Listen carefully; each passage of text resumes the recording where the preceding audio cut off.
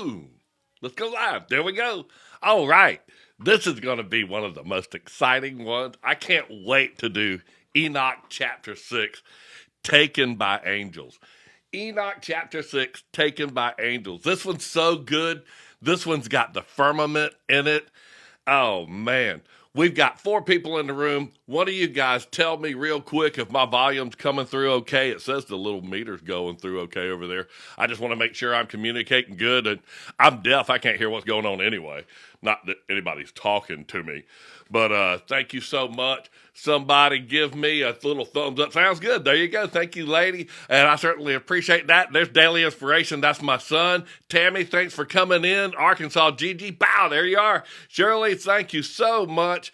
I love all this people coming into the room. I thought I could swipe over. Yeah, there it is. Chuck Lost and Found. Oh, that's a cool name. Ministries. I love that. That's cool, Chuck. Hey, Matt, how are you doing? Tammy, Clark, Jamie Thornton. Hey, God bless. Hello, everyone. Hello, bless Michelle. I know that name all the time. Christy B. Congrats. Arkansas Gigi. There it is. Arkansas Gigi again. And Nicole Little. I love all of y'all. Thank y'all so much for coming into the room. Dave, there you are.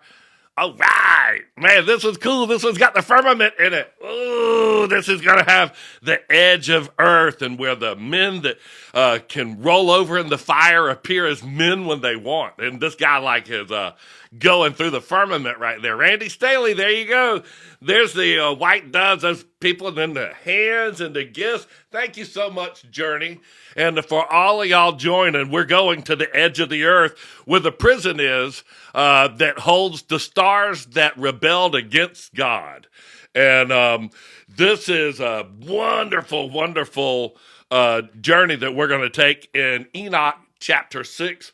And that's just really cool. You know, before we get started good, we got 100 and something people in the room already. There's a great study guide that is on my bio page, and I want you to go download it because it's got all the pictures of everything that we're going to be doing. Let me touch this right here, and let me sort of show you what the study guide looks like. And you can go download it, and it is exactly what we're going to be reading off of. This is going to be the study guide where we go in and start talking about those that roll over in the fire and appear in human form when they want to. It says when they desire, they appear as men. This is just going to blow your mind. This is the prison of the stars right here. It's the prison of the stars that defied God. And it also talks about the sirens that are in, and it also about the abyss and all this stuff. So this is where these dudes are at. Let me tell you where to go download the study guide. You can read right along with me. There on the last TikTok that I had, there was some pictures. And if you go into the unapproved comment, I took a screenshot picture of exactly this. So they're on the last TikTok that I did to introduce this. But if you go to my bio page and click on my bio page, and it will go to, I got it. Touch this. It goes right there. You'll go there, and here we are. We're live at 8 p.m. There's 157 people. Make sure you click on that link tree thing right there. And then the next page that'll come up is we're reading Enoch chapter 6.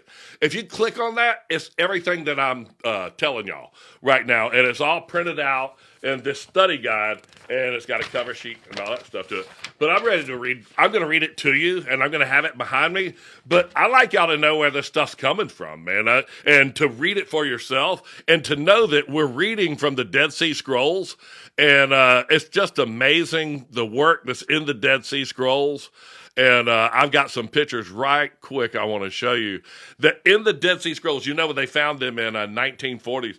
This is how many copies they found of what they found. And we're reading Jubilees on Wednesday night. Look where it come in 6th. But Enoch 1, that's the only one that's there. Enoch 1, it's in 9th place. It's in the top 10. It beat Daniel and the book of Ezekiel out for the number of copies that are there. Thanks so much. So, and just know I got a couple other facts right here. Let me know if my volume's coming through okay. Is it going over too much? The Dead Sea Scrolls were reviewed and critiqued by everybody, AJ would come in here if they would, were reviewed and critiqued by almost every continent on the earth. So it's not like Bill and Ted found them and tried to, they were in the Smithsonian Institution. Everybody went to the Dead Sea Scroll to find Solomon's treasure and the Ark of the Covenant and all this stuff, and all they found was a bunch of scrolls. So they infrared and did all the radio carbon dating, and they proved that these scrolls were in fact what they found, read just like Genesis, read just like Exodus, read just like Enoch 1, just like Exodus, read just like Enoch 1.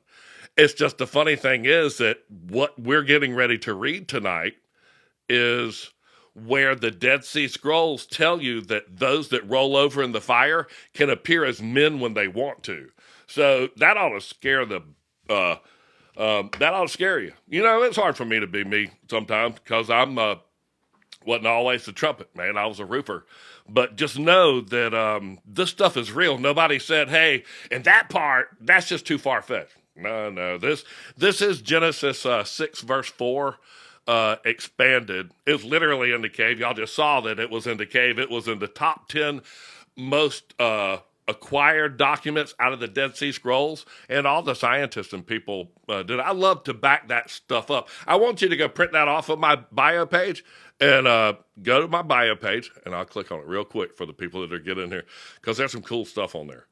Go to my bio page right there and then click on that link tree. Right there. Thank you so much for the gifts. I certainly appreciate that. You know what? While we all get here, hell, and glad I caught you live. Hello. Well, I certainly appreciate that, Jonathan. I'm wearing a blue shirt. I normally wear my trumpet stuff, and I always wear my trumpet T-shirts. And if you want one, they're right there, and they're really cool. It'll go straight to it. I'm serious. The best pictures out of my dad's old Bible and every piece of work that I got are in my Patreon site. Those people have just got it so figured out how to upload these short videos, and the things that we're going to be touching on later on is just really deep there. The Book of Enoch, I want you to go print that out, and that's where we're going to go. If you go to that Patreon page, there's a lot of stuff where me hand making these Bibles. There's all these seals, documents, and a lot of my work there. Those are the photographs. These are all from a Bible from the 1839s, audio books of the me reading the Book of Giants. So please go get some of that stuff and check that out. But my latest work that's coming up is the little season and how the seals and the bowls and the trumpets all interact together. It is a super chill piece of work. And I've got a lot of explaining to do to show you how they all tie in together. But you're just gonna lose it when you see this stuff and how it actually adds up and who the great stars that fell and what actually poisoned the water. Oh, that's gonna be so cool. I literally, hey, let's go back and talk about this guy right here. The firmament is mentioned like on page 2. Hard, because it says where this prison of the stars is evidently like right there. And so he talks about it being outside the firmament, and hey, how are you doing? And it talks about him being outside of the firmament where this prison is. So I mean, it's cool. It talks about the columns of air that are the pillars of the earth, and the same columns of air that are the pillars of the vault of heaven. So there are pillars all over the place, and they're actually columns of air. I'm gonna read that for you right here. This just makes so much more sense. Do you have a picture of my school town? James Lowell, thank you so much for joining. Nicole, we're getting ready to get into it. We haven't been here but 9 minutes, and I normally run my mouth, but I'm so excited to read this because it talks about the firmament. It talks about what's right outside of the firmament and to the west. And oh man, this is cool. And the rivers that are in the great rivers that are in the earth, the openings of the earth. And he goes into it, sees these mountains. I tell you what, if you can figure out what shape this thing is and how it's all shaped, when I get finished reading this to you, you're gonna realize how little you know, because it's very, very, very palatable. And I've been excited once I've read it, but just now this is really starting to make sense to me now that I know the history of the other parts of the documents that goes with it, and how verify. Hey, are you still in Savannah? No, I live in Orlando now, and I sure do. Gigi and me and Gigi and where is Daily Inspiration? That's my son. There's some really cool things. This guy coming, punching through the firmament right here, and that's where the stars and all, and people go, are we inside the firmament? You know, I got this old Bible that explains I got this old Bible that explains it doesn't say the word firmament in it. Let me tell you, this thing is old as Moses. You know, I say that all the time to do with old. This Bible, old. Oh, hang on. Is it right there? I got it right there. Ooh, it's highlighted, but it's going to be perfectly right behind where it says live. And it says that his face was over the murmuring deep. Can you see that? I wish I could shrink that down. I took a picture of that old Bible, and I think, you know what? I love bringing my work to y'all. I do. All the time. Gregory. There it is right there. I knew I had better pictures of that. I zoomed into it. But that's because I screenshot it. This is that little Bible. Is my finger in there? Yeah, look how little it is. That's how big my finger is. It's a tiny little book. It's this big. But, ooh, boy, it's got a punch, man. It's like Gigi. Boom. So you see that right there. This is the first page of Genesis. And his face was upon the murmuring deep, and the Spirit of God was hovering over the face of the waters. Murmuring deep. I'm going to get out of the way. Y'all got to take a picture of that, man. That is cool. AJ will immediately come in here and take my pictures. He trips out whenever he gets hold of my iPad, and he goes, man, all your pictures are on there. And I just put them all over Patreon. And I'm like going, oh, okay. So, like, people go, hey, move your head. All my stuff's on Patreon because AJ, his content building is, I have Dad's iPad. So, wow. I'm like going, you know, this phone has 72,000 pictures on it. And my other one, before they had that bigger plan, had 129,000 pictures on it. So I got some really cool pictures. Thank you so much for the gifts. I certainly appreciate that. You know what, Georgia Pizzas, I appreciate all of the things. Thank you guys, seeing you join in there, Nicole Little. Thank you so much for the gifts. Camille, you know what, I certainly appreciate that. And me, you know what I find doing is this Bible and doing these things, I love doing this. Notice how this old Bible, see how big my hand is right there? How big my fingers are. This is verse 1. There it is in Hebrew because it reads backwards. And then there it is in English. So it reads backwards. Of course, I know the screen probably flipped around or whatever, but literally the book is backwards. When you open it up, you open it backwards. And I know the screen's flipped around backwards, but it's a trip because it takes me a minute to open the book up because I'm like going, okay, stop. And this is where it says all that murmuring deep stuff. And I took some other pictures of the pages in it, and it talks about, I'll get out of the way. Y'all screenshot that. It's got Nicole on there. Thank you so much. The wording in here, just the first page of the Bible, and go, ooh, boy, howdy. Them Hebrew boys, they were writing hard over there. Right. Oh man, you know what? I put this on my tick today. So if I don't blow the trumpet, if when he seeth the sword fall upon the land and warn the people, that's what I do. I warn the people. If I don't, it blood's on me. If I love this one, 5 right here, because I was trying to catch 333 and I missed it. 5. He heard the sound of the trumpet and took not warning. His blood shall be upon him. But he that taketh warning shall deliver his soul. I'm telling you something. If you've seen one of my ticks and you went, man, that was deep. Okay. And you think that I've listened to this guy. Know that I prayed right before I sent that. And I said, dear Lord, if there's any of this is not true, strike it down and I'll do it 1,000,000 times for you. So if you're watching one of my ticks and it made it out to where you can see it, just know that I prayed over it and I asked the Lord to take it down if it didn't convey a truthful and right message to you. And I do that every time that I push send, and I pray right before I push send on this, because I want you to know what I'm telling you. The truth is the Dead Sea Scrolls is these, and it's important that you understand that, because now that it's becoming clearer to me, uh,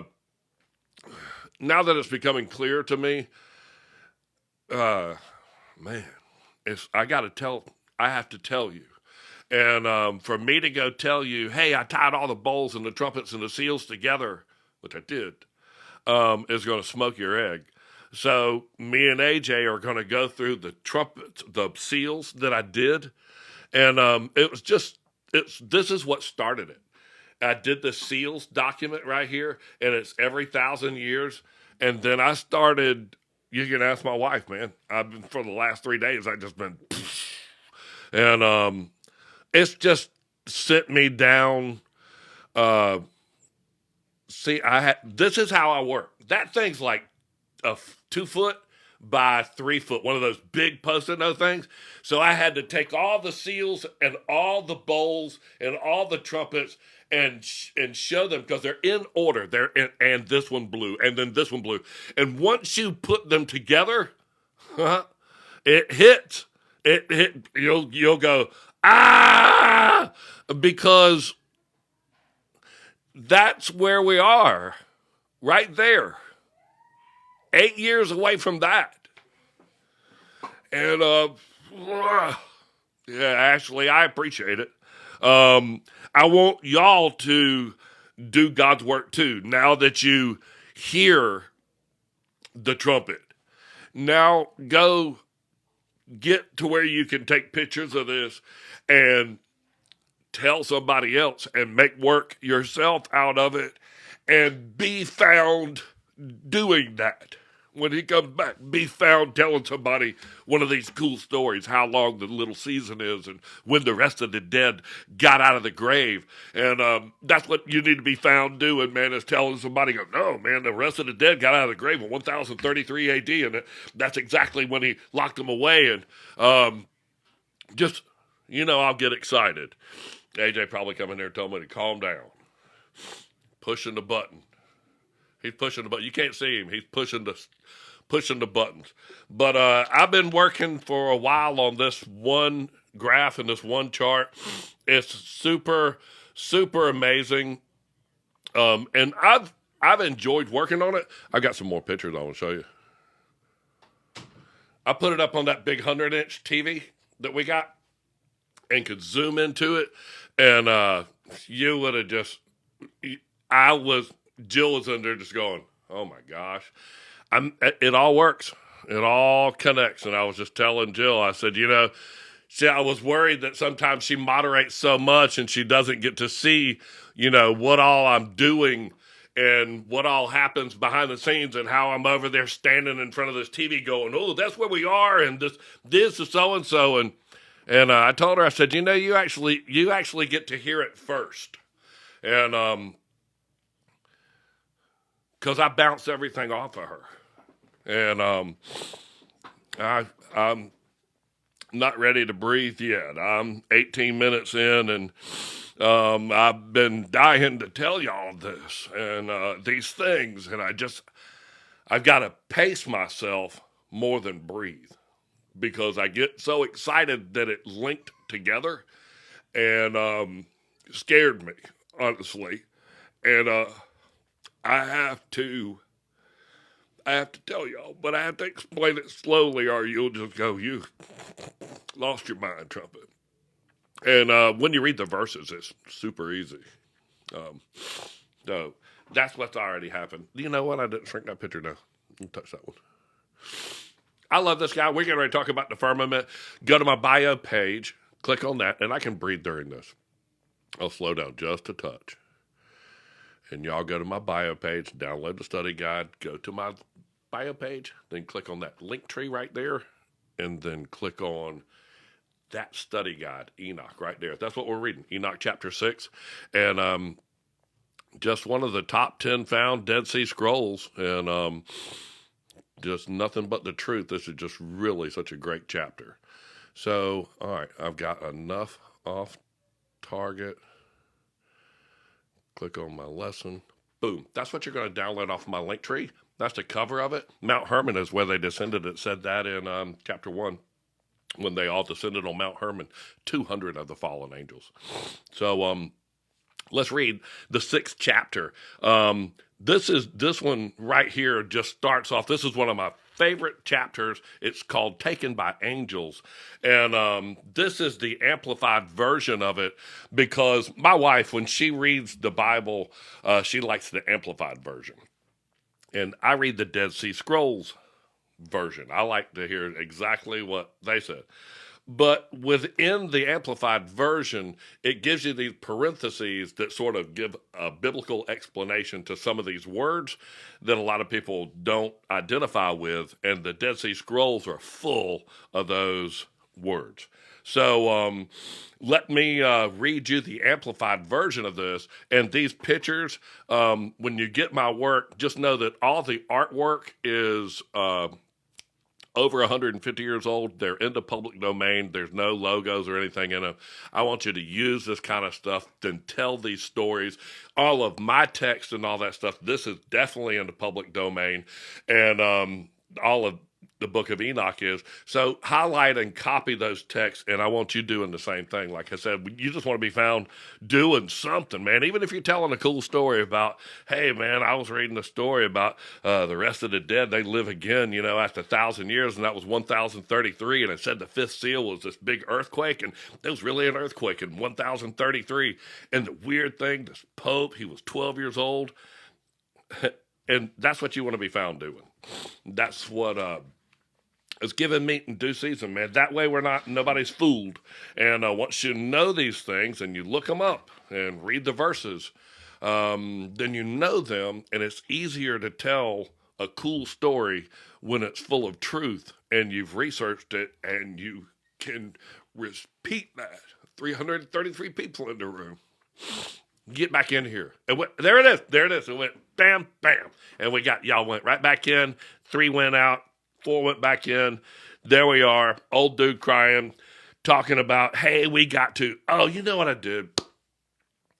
I told a buddy of mine today, we were talking, we had some terrible news, and I said, my father-in-law is a Pentecostal preacher. He's 80 years old, and he doesn't actively get up and do it, but bro can quote some scriptures, man, and his son is 60 years old, and Jill's brother, and I said, I want to be behind one of those dudes that can take the sword and wham, wham, wham, John 3:16, Daniel 8:25, and that's the guy you want to be behind.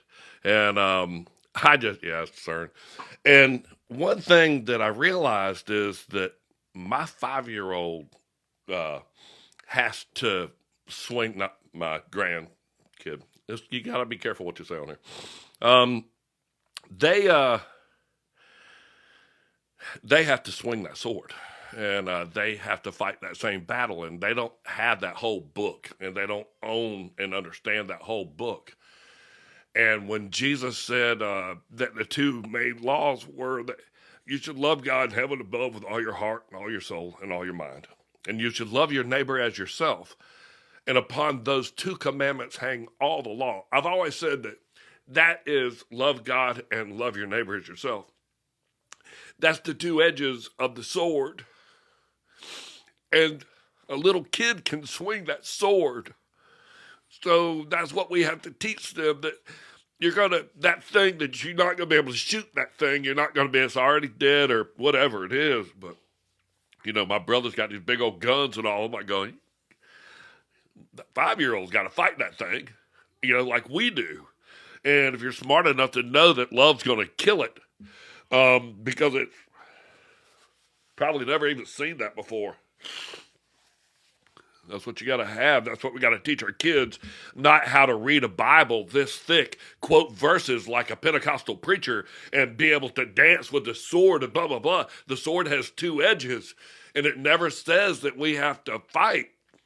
It says that Enoch and Elisha are going to fight. the Antichrist and be slain by him. And that's why they were kept alive. But anyway, I'm going to read this right here because this is a cool picture. Gigi, I've been looking for pinned comments. I promise. I haven't seen any. So I love it when you do that. That's my wife right there. She's so sweet. I have been looking for pinned comments. We got enough people in the room, and I have run my mouth for 25 minutes, and I can't wait to read to you about the prison. But I really do enjoy taking these classes with you. You know, me reading this to you, that's cool. I had to make sure that this read exactly like the Dead Sea Scrolls version. Then I had to go figure out I had to fix all the numbering and all, had to justify the paragraph. Then I had to integrate the pictures into it, so I had to read all this stuff to know where to put the pictures. So I've done read it like 3 or 4 times by the time I start to put the artwork and go search for it. But the fact that I've read it this many times and integrate whatever, I worked with it a lot, I know it backwards and forwards. And so when people say, how do you see these things? Like, I don't see anything, man. I got this 6 pages of this shoved down my face for, I had to read it 10 times. And it was funny, the 7 Seals document that we sent out, AJ had to send out, what was it, 1,530 emails? Mm. It was huge. And it sent that 7 Seals document out. It's on my Patreon. But, man, I saw him have to take that apart and put it together, and I was like, I'm glad and very blessed that she's reading that because it's just such a valuable work. But I'm going to read this. I'm going to take a sip of water, and if y'all have all got your study guide, thank you, Randy. I certainly appreciate that. That is thank you, Randy. And Mr. Morris, there you are. Gigi, thank you so much. Randy, what are you doing over there? I'm not paying attention, and I was not reading the comments, and I know somebody's blowing this thing up. Y'all are so cool to me, and I appreciate that. I thank you so much for all of y'all's gifts, Space Time, and Jody. Goodness gracious. I see them in my family, they walk in and go, you don't even see that, man. These people just blow you up and love you to death, and I'm like, I do. I want to, but Mr. Morris, thank you so much. He title gifter over here, and he's the one that's got the T-shirts, man. I tell you what. He's got them just amazing. They're $18. They're right there on my link tree, right there by the study guide. All right, y'all ready for me to read chapter 6 right here? Can we all meet in the library in heaven after the rapture? Absolutely. I would love to meet you there. I would love to meet in the library. It's funny, though, is it would be pretty thin because Moses brought down the Word of God, which was the 10 Commandments and the Book of Jubilees. And it was the covenant. And it says that he brought those 2 things down, and it says it in the book of Exodus that he brought those down. It doesn't say he brought the first 5 books of the Bible down. Mm-hmm. And then when Jesus was questioned by the Pharisees, or the lawyers of the day, which were to know the law, and it's funny, that was the law that they were supposed to know. And Jesus said, Moses gave you the law, yet you still seek to kill me. The law Moses gave them was 10 rules that said, thou shalt not kill. And pretty simple. In the book of Leviticus, Moses was a Levi. It says that there's 30 different things you can do that stone you to death. And that sort of is the Torah and the front end of the whole Jewish element. And that is those first 5 books are the front end of the Quran. So just know that God wrote 10 commandments. They all know Moses walked up onto the mountain. They all got 10 commandments. God said, thou shalt not kill. Somehow we decided we were going to write down 30 different ways that we're allowed to kill you and stone man. And that's what all those rules are about. And people became lawyers to understand all of the law that they added to. And thank you so much, Randy. I certainly appreciate that. I saw that text come in.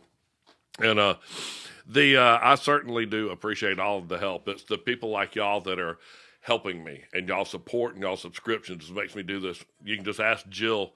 Friday, Saturday, and Sunday, I just sat there and worked on that chart. I want to show it to you again one more time because I'm very proud of it. And this thing right here, when I get the opportunity to explain it to you, and how the seals and how the seven seals paired up, and how they pair up with the trumpets, and how they pair up with the bowls, and where the stars, and who poisoned the water, and how the Gaian springs. And like I said, man, I just lose my mind trying to set y'all through that. People asked some questions on one of the ticks, and I was like, I answered it, and there was no even, people were just like, what? It was pretty funny to not even see any comments back on that. But y'all know I love you, and that's why I do all this for you, because now that I see this, I'm like going, tell somebody that. That's cool, man. And you really should, once you hear all these things, man, you should like tell somebody at lunchtime and go, yeah, I hear this. And like I said, that's in the tribulation. Like we're not in some type of tribulation, man. I mean, tell you. If this doesn't feel like tribulation, man, I mean, we got the daggum military going into the streets and all this stuff. And it's just a good day to know if you're going to be fighting something in the end times, which is what I'm trying to prepare you for, is that your 5-year-old has to be able to fight too. And that is a sword that has two edges, and it is nothing but love. And that's what you got to fight with, dude, because you can't teach them how to swing this big old Bible, man. You tell my 5-year-old, hey, you got to read that. You know what you can tell my 5-year-old to do? Go, love God with all your heart, love your neighbor as yourself. You'll make it. That's the sword. And little bit, you can swing it. I'm not going to talk too much about that. Mr. Morris, thank you so much. I certainly do appreciate all of the things, and I am going to take off on this. We're going to read about the firmament. It comes in on the next page right here, and this is the abyss and the prison that is, remember that old Bible that I just read you? This is, his face was over the murmuring deep. This is the great abyss. And I'm going to read. We're going to start right up there, Enoch chapter 6. And angels, heavenly messengers of the Most High, came and took me, Enoch, and brought me to a mysterious and awesome place. There, those who dwelt were like flaming fire, radiant and fierce in glory. But when they so desired, they appeared as men, manifesting in human form. They brought me to a place of utter darkness and gloom, to a high mountain whose summit pierced through the heavens, towering into a dwelling place of God. And I beheld those places where the heavenly lights were kept, the treasuries of the stars, the storehouses of thunder and lightning. And in the most remote depths, I saw a fury of bow, a symbol of divine judgment, arrows and their quiver, a flaming sword, and all the lights of heaven flashing with power. We're right there.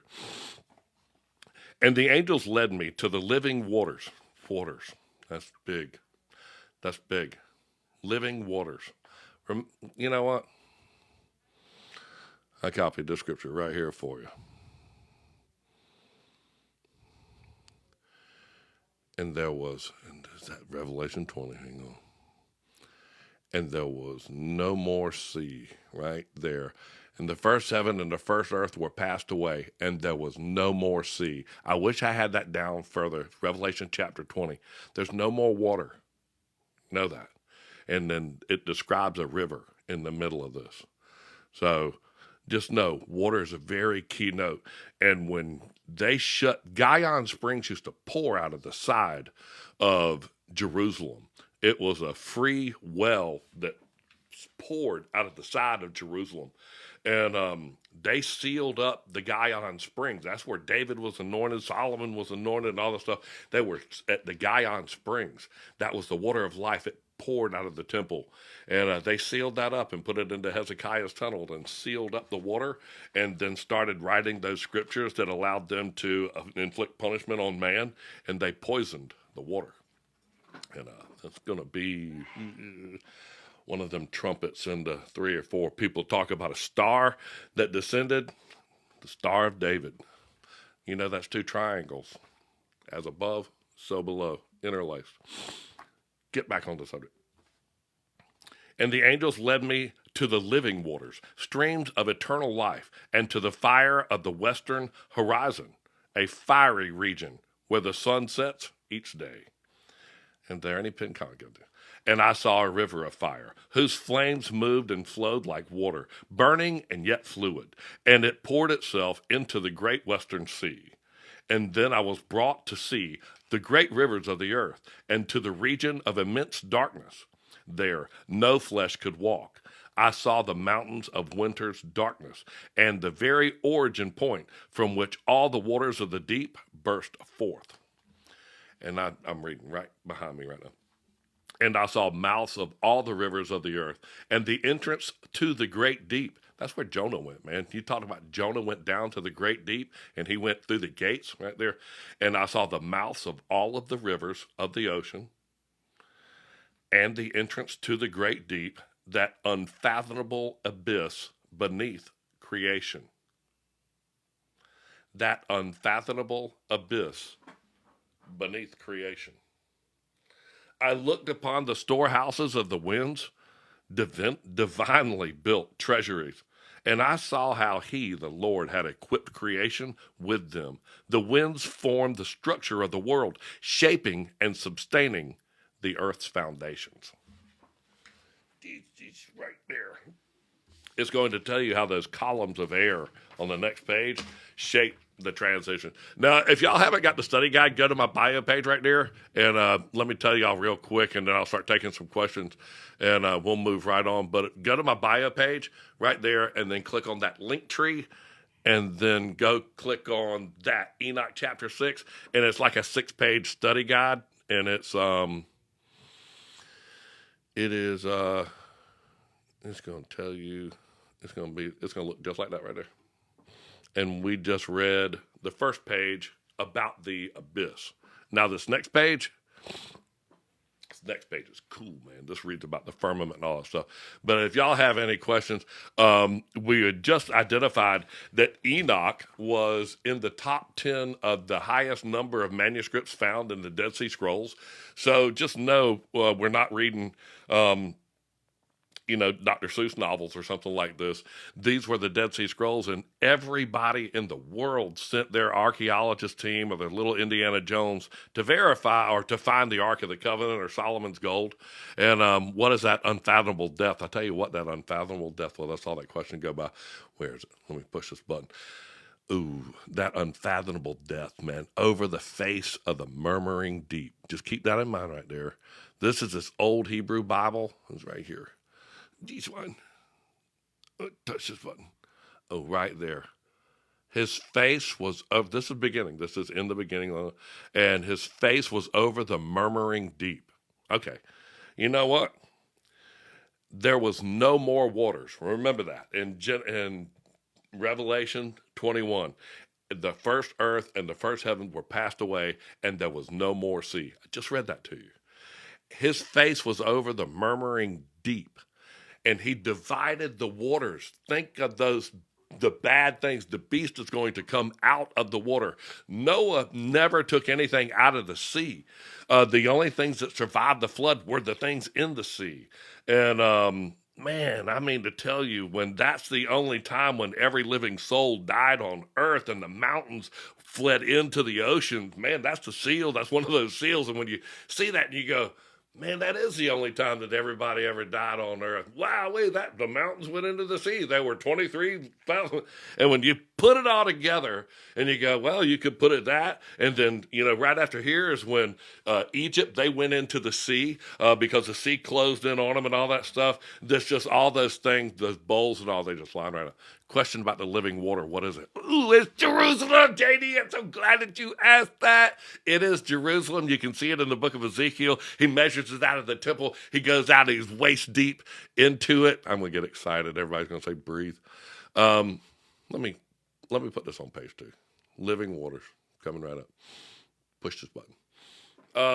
I'm going to read, this is going to be the next thing, and we're going to read about the firmament. But the living waters are in Revelation 21, and that one river that runs through it, that's Jesus, man. That's the water. That's the living waters. That's what, remember Jesus when he met the woman at the well, and he goes, man, I got some water whenever you won't ever be thirsty again, bro. And that's living water. And it used to flow out of Jerusalem, man, out of the eastern gate, which is exactly where the Messiah, which is exactly where he walked into. And man, back in the day when Goliath used to live where Jerusalem is built with the Philistines, that was when it flowed free of water. And then after David took over, he went through the well, he went through the fish gate, and he that goes in not through the front door, the same as a robber and a thief. I know. And I'm like going, okay, that explains the go slay the lame and the blind that are hated of David's soul. I can't stand it when I get it right like that. That's that star right there. David, the star David. See that triangle as above? That one triangle going up like that? That's above, so below. And they intersect the two triangles, and it's 6 points. It's got 6 little triangles, a 6-sided thing inside it, 666. Like that one right there. The pale horse of death right there. But that trumpet talks about that star, and he poisoned the water, and that was the Gihon Springs, bro. He put it all up into Hezekiah's pool. That's where the lame and the blind were that Jesus healed since birth. He didn't want any question about, hey, man, that boy just showed up here, and all of a sudden he's healed. Man, he's been here since he was born. So birth, that's very important.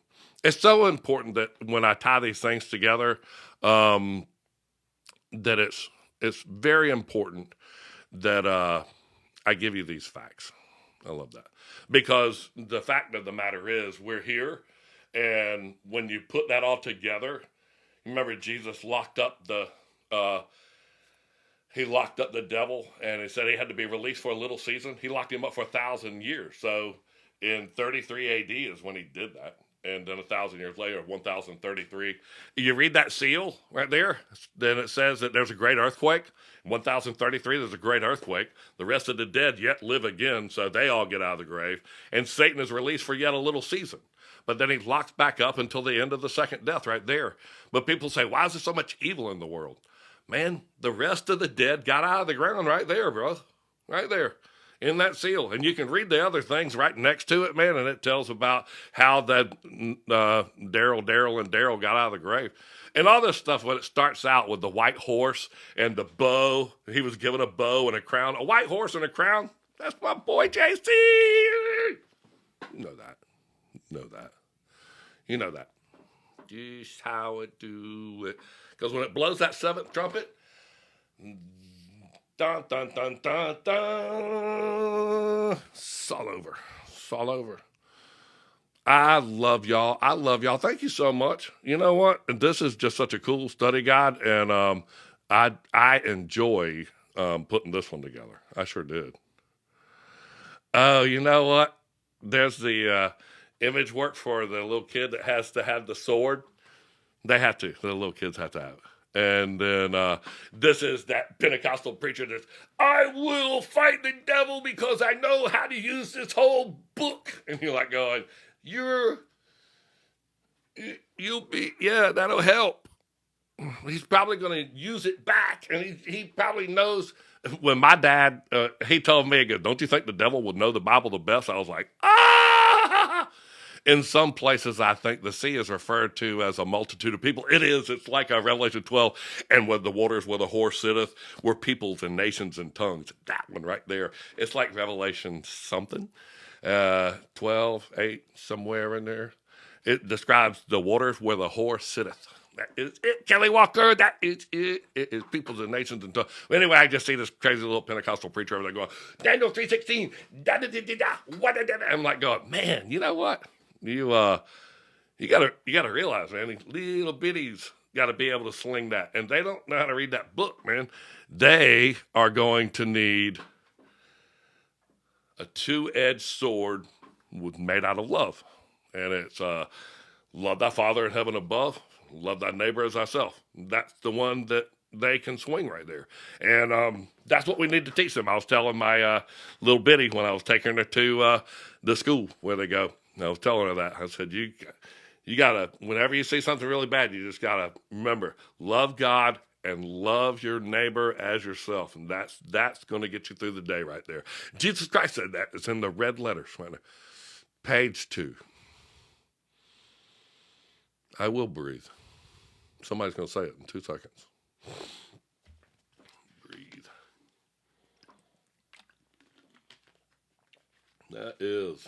I know. Oh, I did a brochure on that. I did the mail out that I did. That was last Friday. We mailed out 1,520 of those. Go to my link tree and give them your email address. That's all it takes.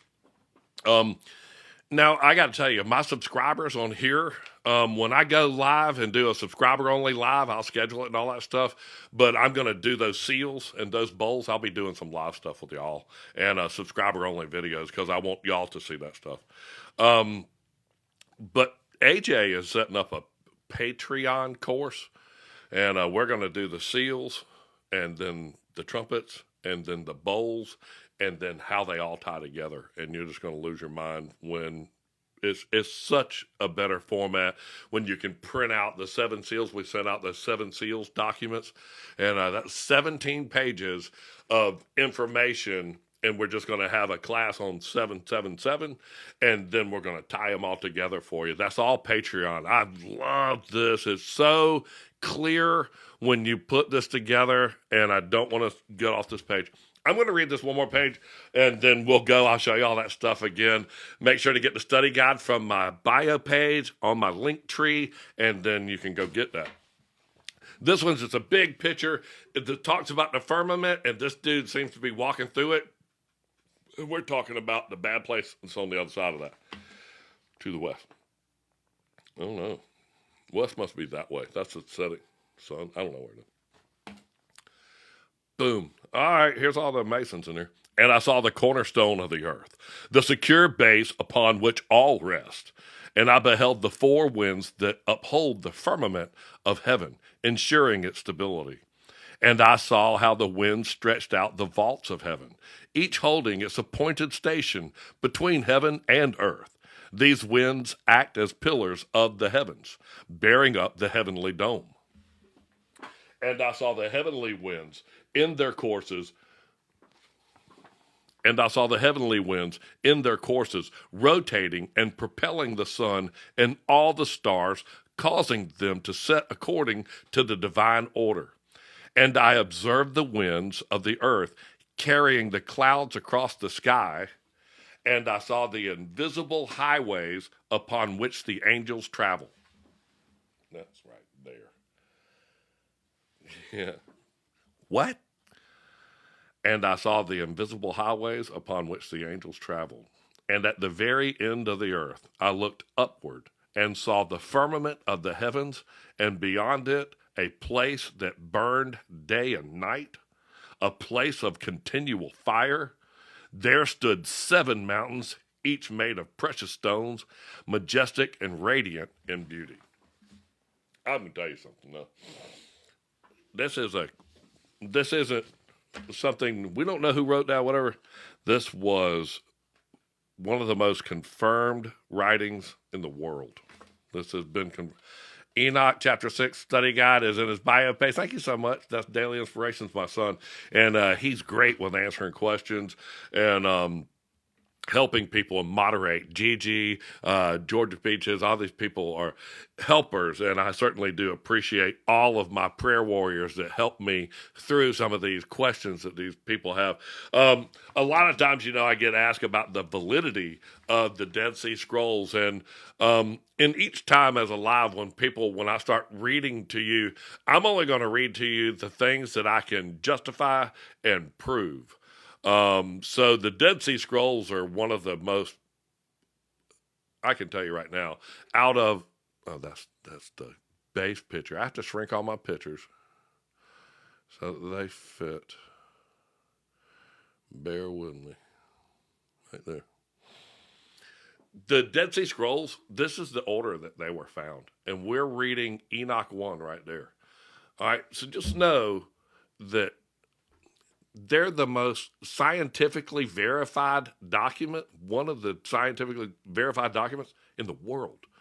They sent scientists from every part of the world to verify these documents. They found them in a cave. And they all went to try to find Indiana Jones and to find this treasure of the lost ark of the covenant and all this stuff.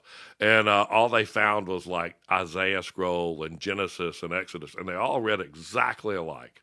And so the Dead Sea Scrolls, and they found thousands of fragments of this document and the other documents there. And they were in little caves and little holes and all through the Dead Sea, all buried into the past, and had been there for 2,000 years. I was reading Genesis, and Enoch says dome. Yeah, Enoch doesn't say dome. It says expanse, and this one just said firmament. So, and it's, I would say it would be, a lot of times you have to make sure that you're getting the Dead Sea Scroll translations, but where they wrote expanse in that Bible, I'll show you. Enoch didn't just write that. Enoch wrote firmament here, but I want to show you, AJ's making some adjustments to the screen. I want to show you that old Hebrew Bible, and I think I can see the word in it. I was reading Genesis this morning, and it was confused. It was separating the water. How he separated the waters, I know it's the bad guys from the good guys, and he put the waters that were above the firmament, the waters that were below the firmament. And remember, there were no more sea, and Revelation 21, and the waters where the horse sitteth were peoples and nations and tongues, and his face was over the murmuring deep. Let me show you that page. So that's what I think the water is, and the bad things will come out of the water. It says the beast will come out of the water. Who will? I want to show you this old Bible, this one. And this is like the oldest Hebrew thing in the world. I'm going to read right there. It says expanse. It doesn't say firmament. Y'all help me find it. Oh, God. I can't see because of the comments. But it says right there. And made the expanse. So that's where the word firmament comes in. This is expanse. And this is like, there it is, and there it is in Hebrew. And it means that he put something between the waters, and it separated the waters from above. So I don't know if he put a pancake in between there, or if he's put this, it's an expanse. It's something that separated the waters from above from the waters below, and they are the heavens and all this stuff. So, that's just always interesting. And I love your comments, JD. You're right on it with me, man. And come on, I'm going to put that. Oh, that was that document right there, man. That's one of the first 7 seals. Me and AJ, we're actually working on that stuff. We sent that all out to everybody, and it's just for you to go print off and take that with us. We read that page. Push this one. Can we read this one? No. Yeah, and beyond that place of burned day and night, continually with fire. I did read that.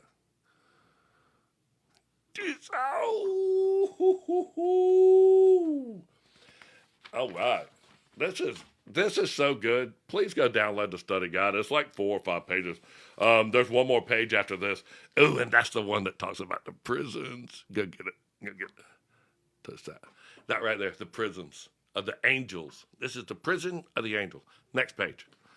You go to my bio page, click on the link tree thing, and then download Enoch 6. It's all these pages, and we're reading right here where he sees a flaming mountain, which is totally mentioned in the Bible. All right. Did Jesus already come back, and we are in Satan's little season? I don't think so. Jesus never left. Jesus, he didn't leave us for 1,000 years. So just know that. It said the people that were affected by the first resurrection are not affected by the second death. And Satan's little season would have been 3.5 years. Understand that Jesus only lived for 3.5 years after John was executed. And after he was beheaded for Jesus, he lived 3.5 years, passed through 3 Passovers, and that the Satan must be loosed for a little season. And in 1033, it says that Jesus descended. He that ascended is first he that both descended into the lower parts of the earth and locked away the devil. And it says he locked him away in Revelation 20 for 1,000 years. I actually have that. I'll put it right there. And they went upon the breast of the earth. It's going to be that one right there. There. And he cast him into the bottom of the pit and shut him up, and they set a seal upon him that he should be deceived the nations no more, till the 1,000 years should be deceived, and then he should fill that time he must be loose a little season. Okay, Jesus was crucified in 33 AD, so 1,000 years later is 1033 AD. Bam. He must be released for a little season. And it goes through here and talks about this, and then it talks about right here, and the rest of the dead yet live again, and the rest of the dead let live again until the 1,000 years are finished. What does it say? This is the first resurrection. You can change it. Am I doing something wrong? Oh, you got that. That's the first resurrection. I'll tell you what, man. That's the first resurrection. Is he locked them away for 1,000 years? So he was resurrected in 33 AD. He was 33 years old. So 1,000 years later, the rest of the dead yet live again, right there in writing in that verse. And the rest of the dead live not again. That is the first resurrection. You know, it also says, too, about there was an earthquake in April 3rd of 33 AD, and you can just go look this right on up, man. There was an earthquake and an eclipse in Jerusalem in the same day on April 3rd of 33 AD. Sure was. And then, so 1033, man, the rest of the dead get out of the ground. And then let the firmament be in the midst of the waters and let it divide the waters from the waters. That's exactly right. And the firmament divided the waters from the water. Can you probably say, can you explain? It divided the waters. His face was over the abyss, the murmuring deep. And he saw, and he divided the waters. The waters are always a bad thing. And he divided the waters to the ones that were above, to the ones that were below. And they were, I mean, if you're the water that's below, remember that the waters where the horse sitteth are peoples and nations and tongues. And in the New Jerusalem, which is, it's going to be right next to this.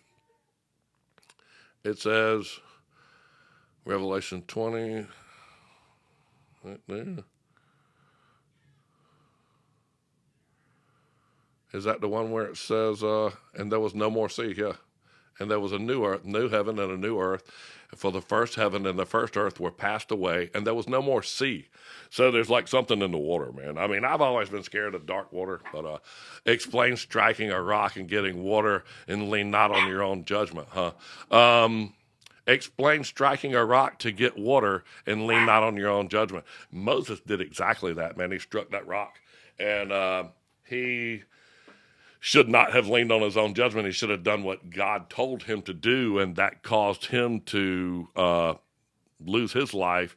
And I believe they punished Aaron immediately after that. They took his brother Aaron because Moses didn't speak to the rock. Moses hit the rock with a stick, and that's what cost him his life. Isn't that right, JD? You know. Ooh, look at all these things around the border. This thing's talking to the moon. It's weird. There's Ezekiel's wheels. Dude's coming through the wall over here. Firmament. This is the waters. You know what? If you look at the stars, they look like water. It looks like a shining flashlight on a pool. When God's angels had to war with the devil and is following, did the angels die? Let's see. Angels die, and can an angel die? I don't think an angel can die. I think that's what their deal is, man. They're immortal, and that means that time doesn't even make a difference to them. So when they had the war with them, I don't think that angels die. I think that's why they're chained until God destroys them, until the time of their judgment. So just knowing that, you know, for them to be immortal, that time doesn't matter to them. You know, that's a big deal. Time adds existence to everything, man. If you had a car that was going by, you know, and it was going by that fast, you can see it. But if it's going that fast, you would lose sight of it. that doesn't mean that it's not there. If it was going so fast that you couldn't see it, that doesn't mean that it's not there. It's not going slow enough for you to see it. So just know that time gives all things existence. And if you were immortal, you would probably not have an existence. So they're probably flying 1,000,000 miles an hour and you just don't even see them, man. That's what spaceship, or what they call dimension. They're right there though. Well, like I said, that car that's going by that you can't see, it's right there. Don't walk out in front of it. It's running right over you. And I got to think an angel's a lot like that, man. Man, I really do enjoy this. I enjoy you. Y'all start all this stuff, rhetorical. It helps me. When I explain something, it helps me. I have to put things down in writing and print things out on these big books and these charts and these maps that I do with, hey, this is when the seals broke and this is da-da-da. When I do all that stuff and I do that for y'all, I start by building these big charts, and then that allows me to get the placement, and then I can put things together like this so that I can use it as a study guide. And this is my new thing, man. This new section is on Patreon, our Patreon stuff, and it's just so big, but it's the 7 seals, the 7 trumpets, the 7 bowls, and how they all tie together. And I just got to tell you that it's probably, out of all the things that I've done, it's probably my most interesting and difficult work that I've put so much time into. But they all tie together, and it almost like took my breath away when I saw it sort of level out. And I have to explain it to you now that I know. How can I get my hands on that right there is going to be on my Patreon page, and I can show you. This isn't going to be there. That's what we're doing, the study guides. This is one of the first things. These are going to be right to be there. That's what we're doing, the study guides. This is one of the first things. These are going to be right there, and we're doing all of our work right now. If you go to my bio page, click on my links right there, and then click on my Patreon page right there, that takes you everywhere. How can I get your hands on that? That's exactly how to get your hands on that. And there's that, hang on, that 7 seals document. Ooh, right there. That's that 7 seals document. Now that one is what we're going through seal by seal, and then we're going to do trumpet by trumpet, and then bowl by bowl, and that way it's sort of a class so we can understand them. And then you'll see them line right up, and I call everybody dude, so whatever.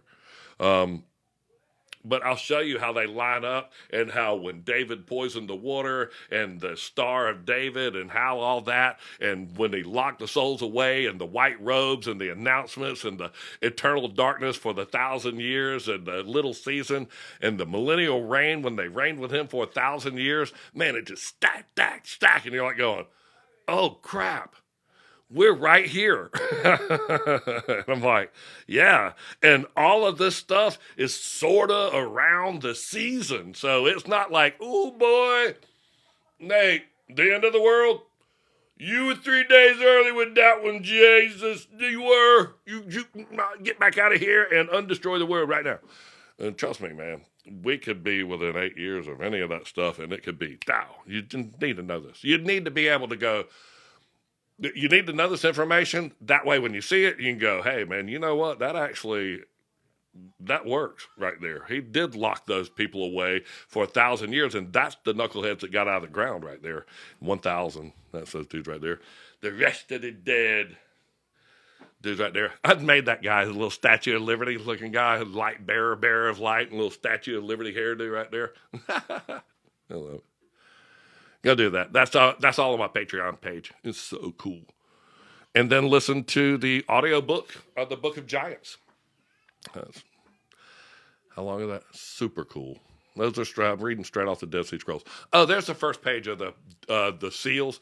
That's the first seal, and the white horse and the crowns. You know who's got the white horse when the heavens open up. The white horse, you know who wears all the crowns. It's God and Jesus, whatever you want to say, and that's the white horse, man. And he's the one that started the whole deal off. And it's just so easy to explain whenever you sort of can put all these things together and see that the white horse is the first seal, and he was given a bow, a rainbow. Not a bow and an arrow. He was given a bow. And God gave us a bow to serve as a covenant for man. And the white horse, he was created. And it started. I know. We have to live through the tribulation. You sure do, because it says, Jesus said, immediately after the tribulation of those days. That's important. The word after. Immediately after. It's in Matthew 24. Immediately after the tribulation of those days. It goes on another couple of. Then you'll see the Son of Man coming in the sky, and all of the tribes of earth will mourn. Me and you. All of the tribes of earth will mourn. Me and you. Know that. It's going immediately after the tribulation of those days. Jesus going to be right around this area right here. When those people get out and then there's silence in heaven, believe me, man, when there's silence in heaven, he's gonna end all this stuff in a half hour. And you're going to realize all of this time doesn't matter. A day is like 1,000 years, and 1,000 years is like a day, and we're going to the seventh day and meet and keep that the Sabbath and keep the seventh day holy. No, man, this is the Jubilee year. It's 7 times 7 is the 49th year, and you shall announce the trumpets and keep the 50th year hallowed. It is and we all know that number 40 is a testament of time, a test of time. Thank you so much, Out Around. And we are 40 Jubilee periods away. So 40 Jubilee periods away from the day Jesus Christ was crucified is 2,000 years away, 2033. That's when I think the test is over, right there. But I love laying this stuff out. It all tells you right when the rest of the dead got out of the grave. And I'm going to read another page. I will. Oh. I have to stop it. Uh-oh. I had to put my puzzle together, or it was to end my life. All right, page, I think, what are we on, 3? Come on, y'all go get the study guide. I've been off track so much. This one? Yeah. Ooh, yeah, this talks about the mountains that were in the east and all that stuff. Remember the kings of the east? Remember the 3 kings, the 3 wise men from the east?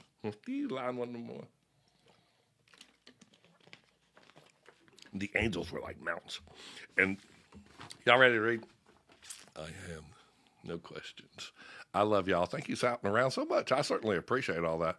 JD, fun, breathe. I love it. You know what? I should, man. Y'all get me excited because it all starts playing together. And, I'm sure when somebody's running down the football field, man, and they're doom, it'd be nice to go, hey, breathe. But, when you're rolling, you got to roll. And hey, everyone from Australia, tell us about the Southern Cross. Pin that next comment from T. Lee right there. Tell us, do you see the Southern Cross in your eyesight from Australia? T. Lee, come back to me. Tell me, do you see the Southern Cross?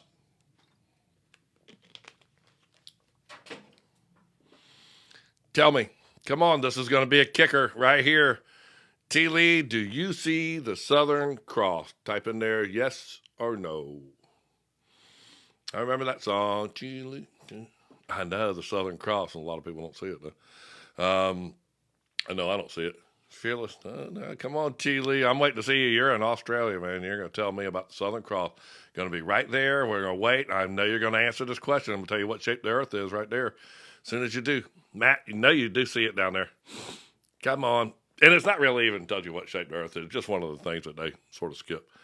T. Lee, you got to. No, I can't see it. Why not?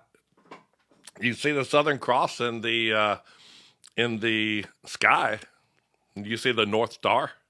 Tell me if you see the North Star. T. Lee. You probably don't see that one either. Come on, I'll read. Anyway, I'm not going to stay hung up on that.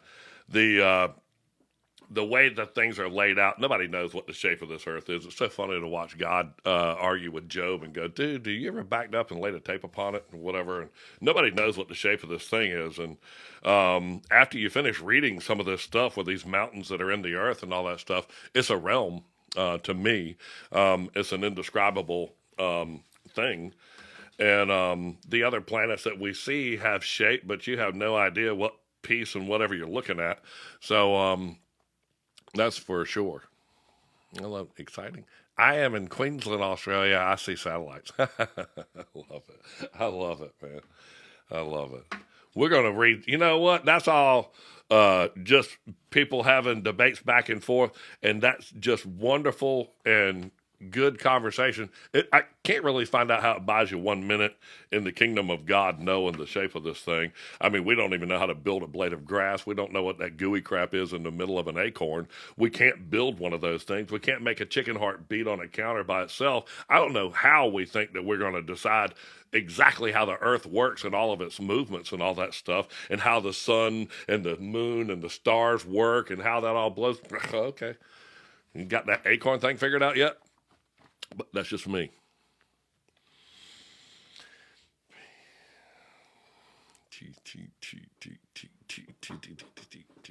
I love y'all. I do. I have to breathe. I have to calm down because I get excited. Here, let's read right here. There, 3 of these mountains, remember the 3 kings of these, 3 of these mountains stood towards the east, and 3 towards the south. Of the eastern ones was of multicolored stone, one of pure pearl, one of blue jacinth, and the southern mountains were of deep red stone. The middle mountain among them was exceedingly tall, reaching up to heaven, and its summit resembled the throne of God. It was built of pure alabaster, and its top gleamed with a radiance of blue sapphire. Reading right up there. So he's at a burning bush right here. And I saw a flaming fire atop that mountain, eternal, unquenchable. And beyond those mountains was a region at the outer edge of the great earth, the place where the heavens were completed and closed. And there I saw a deep abyss, an immeasurable gulf, filled with columns of heavenly fire. Columns of fire fell continually within it, stretching without measure both upward and downward, blazing with divine energy. Beyond this abyss lay a place of utter desolation, a void where no heaven stood above, and no earth was founded beneath. There was no water, no vegetation, no birds, a howling wasteland, terrifying and dreadful. That all written right there on that last line right there. That was the abyss, and his face was over the murmuring deep, and that is the abyss, and that's going to be this place outside of the firmament where the mountains of fire are. And understand that this is inside, like the earth it almost describes, and the mountains that were in the rivers inside the earth it described just a minute ago. So, when you dig a well into the earth and cold water, they tell you the deeper you go, the hotter it gets and all that stuff. Have you ever seen Chain Rock in Kentucky and the 2 fossilized chained together dragons? No, I haven't. But you know what? That's what they used to be, man. Used to be dragons. We didn't have dinosaurs. We just made that word up. It was dragons is what used to be here. So all the dragon fossils, I would have loved it in history class if they would have actually said, these are the petrified bones of dragons. What do you mean? Well, we just made up that dinosaur word. It sounds so much cooler. We knew that if you said dragons, that you'd be all biblical on us, and then you'd be going, hey, it's dragons. But I'm going to change the page. Ooh, this is about the prisons. Prison. You know what? I am not going to invite him. Thank you so much. Beautiful eyes. Thank you so much. I certainly appreciate that. I am trying my best to read without glasses. And it's because when I put them on, there's ring light that's on the other side of this, just shows up, and it even distracts me. So, and that's just me. I love it.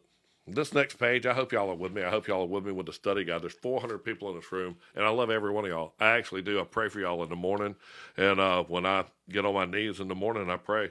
And I just pray that all the things that I say will bring people closer to God, and that my words are true. So if you've watched any of my work and you feel like it's a little confrontational, trust me, the last couple of things that I've done, not the last couple of things, I pray every time. But the fact that my work didn't get struck down, because I told God, I said, if my work is not right, man, strike it down. I'll do it 1,000,000 times for your good service and to be of good service to you. I work forever. Please let me be alive when you return, and please let me be found giving meat in due season. And I ask him, please strike my work down if it's not right, man. And the last couple of things, you need to go watch them because he didn't strike them down. And he did strike down one of my things, man. He sure did. It was out of the New Testament Apocrypha, the Protevangelium of James, and it was a piece of a document that was a little too much information, and it didn't go. But you know what? Didn't need to. I didn't need to say that. I didn't need to repeat that. You can go read that document for yourself. Protevangelium of James. All right, now I'm going to read you about the prison for them. I'm going to check and see if I got any pinned comments. Take a breath. Number 13, I believe. Jesus was number 13, man. He would have put all the disciples in front of him. He would have been 13. Thank you so much for the subscribers. I plan on doing some of those subscriber-only videos and comments. That just shows great support. There is a plethora of these. All this artwork and all my pictures are on Patreon. My videos that I'm going to be doing on the 7 seals. We have all the study guides loaded up, but we're going to have the ones for the individual seals. We're going to break those apart and do those classes, and we're going to have 7 classes. We're going to understand each one of the seals, then the trumpets, then the bowls, and then we're going to put it all together. It's really cool, man. When you see it all come together, you're going to go, oh, first off, you're going to say, dang. All that, man, you ain't waiting on nothing no more, man. I done put it together, and it really does. It just it nails it. It sure does. So, I love y'all. Thank you so much. Thank you, Miranda, and all the people that are chiming in and joining us. We're on the last page, and this is talking about the prison of the stars. Ooh. The stars. Ooh, the stars. Anytime you see that, we're in the city of angels and all the Hollywood stars and the stars. Right here. There I saw 7 stars, like burning mountains, casting light, yet bound. When I asked about them, the angel told me, this place marks the end of heaven and earth. It is a prison reserved for the stars and the host of heaven who have rebelled. Right there. Who have rebelled. Right there. These stars are the celestial beings, transgressed the commandment of the Lord when they rose before their appointed time. Because of their rebellion, they are bound in this place, cast into fire, and they shall remain imprisoned until the time when their judgment is completed, after 10,000 years. And Uriel, one of the holy angels, said to me, here is the place shall stand the angels who defiled themselves with women, those who abandoned their station and took human wives. Their spirits now roam the earth in many deceptive forms. Man, their spirits now roam the earth in many deceptive forms, leading men astray to worship demons as gods and to offer sacrifices to false powers. Man, you know that's 1,000 years when the rest of the dead yet live again. And, oh my gosh. Here they shall remain, confined, until the day of great judgment, the day when their sentence shall be fulfilled, and they shall be utterly destroyed. And the women, those who were corrupted by the angels and bore their offspring, shall become sirens, female spirits of deception, cursed to lead others into ruin. And I, Enoch, alone beheld this vision, and I saw the ends of all creations, the heights and the depths, the mysteries reserved for the wise, and no man shall see what I have seen. Wow, right there. That if you can't make that excited, if you can't read that and know how verified and justified this documents are. I mean, he's talking about the edge of a firmament. We do know that the Bible is, in fact, it's just we're starting to figure out that when his face was over the abyss, and we're starting to see the water and what's in the water and how Noah didn't take any fish out of the sea and how the water became poisoned. And in the end, there is no more sea. And just know that his face was over the murmuring deep, the troubled abyss, and that he divided the abyss, the waters, from above to below. And the waters were above the firmament and the waters were below the firmament. He divided them. The murmuring deep. I know. Thank you so much. We're going to go for your subscriptions. That just shows your support, and I certainly appreciate that. When I go on and do some little live blurbs on this stuff, and I start talking about this chart, this is my newest thing. Y'all remember I did this, I'll get out of the way, and we did the seals, and I was telling you how the seals, a day is like 1,000 years, and 1,000 years is like a day. You know, I was like, bam, bam, bam. I was like, oh, man. But then it started to melt together. I was like, oh, yeah, I read this.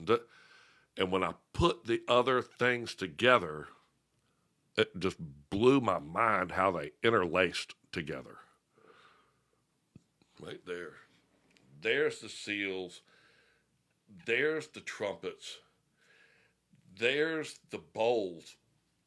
And the first seal, the white horse, the bow with the crown, that's the rainbow. The crown is given dominion to go out and conquer the world and take dominion over the world. Right there, man, that's the first seal.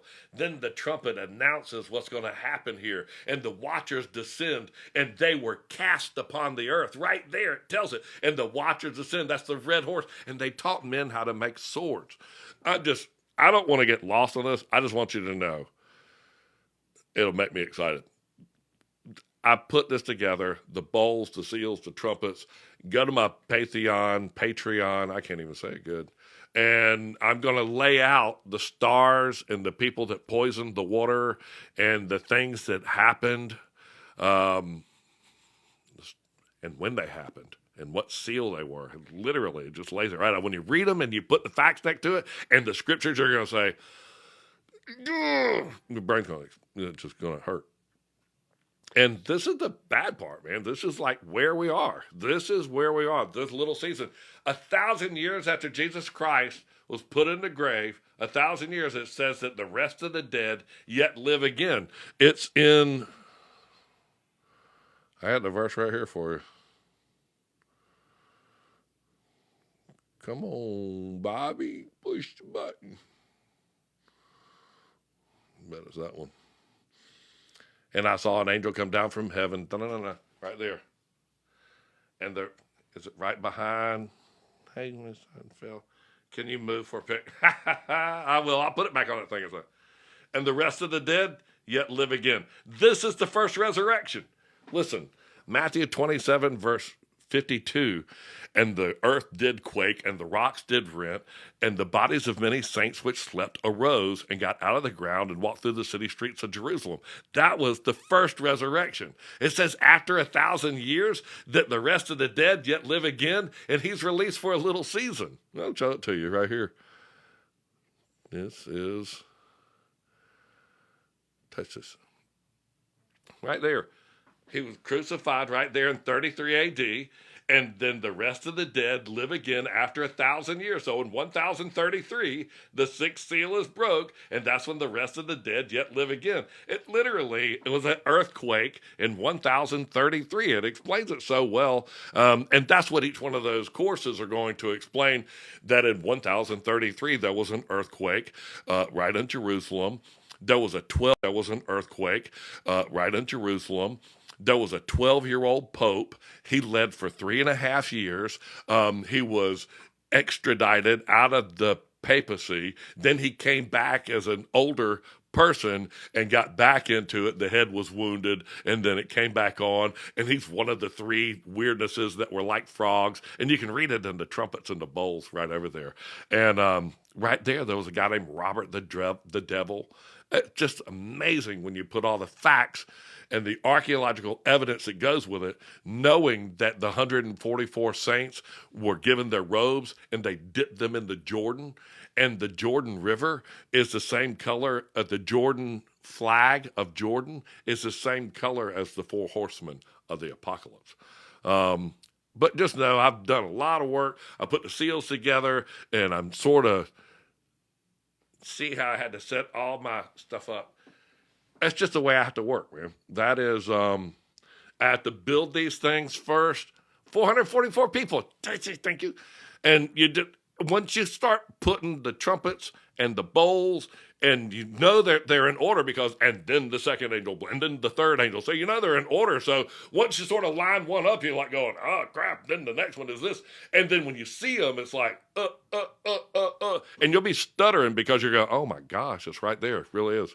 And it's amazing. It's amazing when it all falls together. And you can even see when it all falls together. And you can even see how I put them, how they announce. And when this final trumpet blows right here, that's when all of this is done. And there's the kingdom of heaven is free and all this stuff. So it's really cool.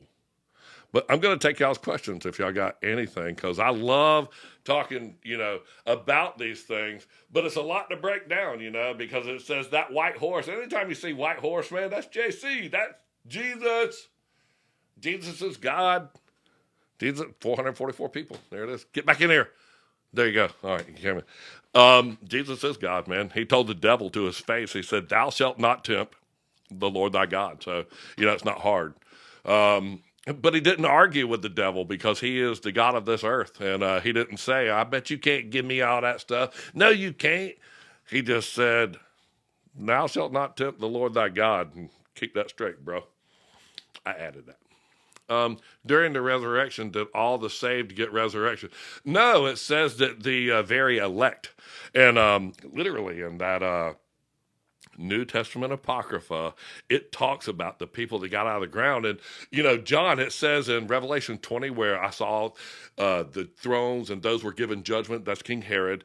And because I saw the souls of those that were beheaded for the witness of Christ, that John is the faithful witness of God. John 1:5, it says that he is the faithful witness of God. He was beheaded for Christ. And then Matthew 24, verse 27, verse 52 says, and the earth did quake and the rocks rent, and the bodies of many saints which slept arose and walked through the city streets. Mr. Greg, did you say we need to read the book of Gad?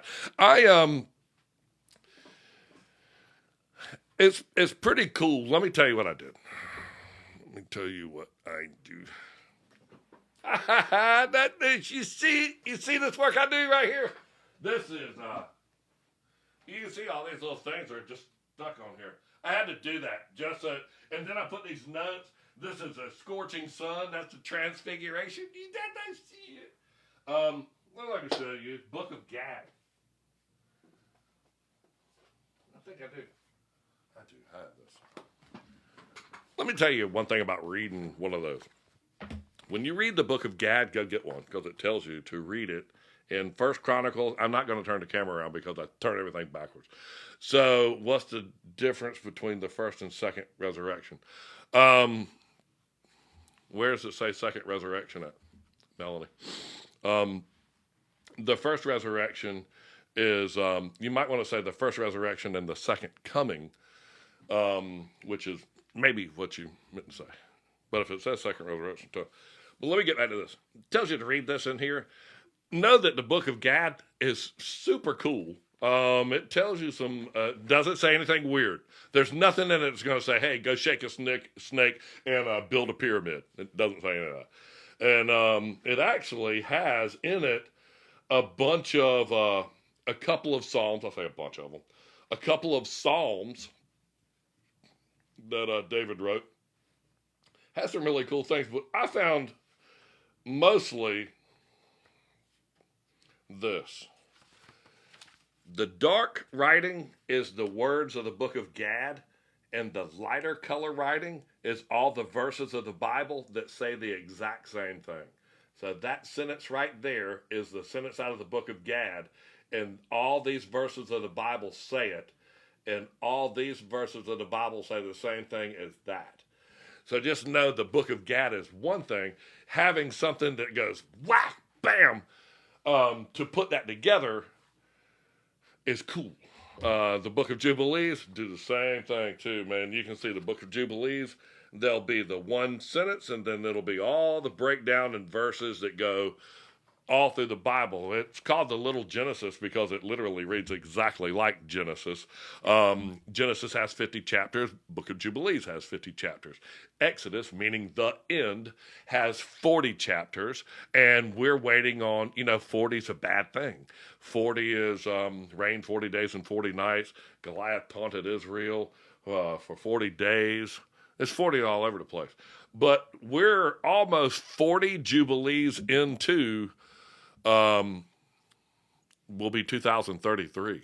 So when you die, do you go immediately to heaven? I need clarification. No, I don't think so, Shelley. That's it says that there's a holding place, and it says that you rest, but it does say that in a twinkling of an eye we are all changed, and then we are caught up to be judged in front of the books, and there is no more earth and no more heaven, and the first earth and the first heavens are passed away, so you can probably not be here while you're being judged, but then the New Jerusalem is descending. So just know that those saints that died, it says, you know what? It says in the book of Gad, it says in the book of Revelation too, that there's a couple of books opened. There's 3 books opened. So this will explain your question perfectly. In the back of the book of Gad, it tells you about the 3 books, and the first book was opened, and that's like the grandma group, man. Those were the ones that got immediately vacuumed up into heaven. Hard copy of those books. Where do I get them? You can go, I have to put this stuff in front. You can go to my bio page and go to my Amazon links. And in my Amazon links, you'll see my books and maps and all that stuff. So all of my map of time, all of these books, and my artwork books too, from the Dore sketches and all, those are all there. You can go to my Patreon page, and I have a lot of stuff there that you can download too, and it's all free. Those books are pretty cheap, but that Patreon thing has got a lot of art and all that stuff. All this stuff is copywritten, so if you get any of this stuff, whoever this guy is right here, you gotta contend with that. And this people that translated and added this commentary, they own that. My stuff, I don't copyright it, man. It's freely found and freely given. So those are all in the public domain. I only use art that's 150 years old or older so that you can use all of my work. Having a bad hair day. And so there's that. Mr. Morris, thank you. Let him cook. Oh, that's awesome, man. My take on the 2 witnesses. Well, there's a take that it says who the 2 witnesses are in the Bible, and then it says in the book of Gad that the 2 witnesses, who they are that are going to fight the Antichrist. But Jesus, he says in the book of Revelation in the first chapter that he is a true and faithful witness, and it also says in the first chapter of the book of John that he is a faithful witness of God. Those 2 people were immaculately announced by angels, and so I think they're pretty special people. God and John the Baptist, they were immaculately announced, and it does say, in fact, that they were witnesses of God. So there's that. But then in the book of Gad, it says that Enoch and Elisha were taken up to heaven, and Enoch is the one that says it. And it says that Enoch and Elisha were taken up to heaven alive so that they could fight the Antichrist in the end time. And I'll look up Revelation 3:9 in just a minute. So they could fight the Antichrist in the end time. And he says, we will be killed by him, and our bodies will be left in the street for 3.5 days, and then we'll be taken up alive. So it says that in the book of the Acts of Pilate and the Gospel of Nicodemus. Revelation 3:9. I love the book of Revelation. I will read it to you. Behold, I will make them the synagogue of Satan, which say that they are Jews and are not, but do not lie. Behold, I will make them to come and to worship before thy feet, and to know that I have loved thee. You know, if you don't believe in Jesus and you deny him in front of the Father, which Peter did like 3 times, this it is the spirit of Antichrist. So just know that the Jewish people denied him and they weren't even, man, they called themselves lawyers. And is The Chosen a great show? I love The Chosen. I can't wait in another month, The Last Supper. I'll hold it word for word. It's got Hollywood through it a good bit. But it helps you at least hear the first draft of the story. It helps you listen through it. It gives you a good period of time, a sense of the time, what the places look like, how the people dressed and what have you. It's truthful to the stories that are being said. There's some conversations that they've had to put in there that would have almost had to have taken place, but I'm sure that's all ad-lib. It has to be. But it's super good. The House of David on Prime, I totally recommend watching that, man. I've watched it almost twice now. And it's not that that's right. I see a couple of things in there that are pretty slick. I was just watching the Guyon Springs and all that stuff. Do you change gears, lawyers? You change gears, lawyers. Oh, Mookie, you got that, lawyers? You know what? The lawyers of the day, they were to know all of the law. So they walked up and one of the lawyers asked Jesus, what is the great law? And what is the great commandment? And Jesus told him, love thy God in heaven above with all thy heart and all thy soul. Love thy neighbor as thyself. And upon this hangs all the law and all the prophets. But one of the other things he said to him was, Moses gave you the law, yet you still seek to kill me. Okay? Now think about that. Moses gave them the 10 commandments. And the 10 commandments say, thou shalt not kill. Moses wrote the 3rd book of the Bible called Leviticus, wherein after Genesis, which means the beginning, and after Exodus, which means the end, which is exactly where it says, thou shalt not kill.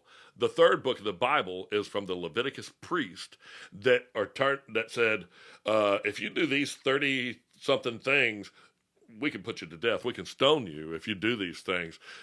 That's not God's law. And Jesus busted them out with that. And he said, Moses gave you the law, yet you still seek to kill me. And they have made, studying this book, which is divinely inspired law. But Jesus said in red writing right there, he said, why do you seek to kill me when Moses gave you the law?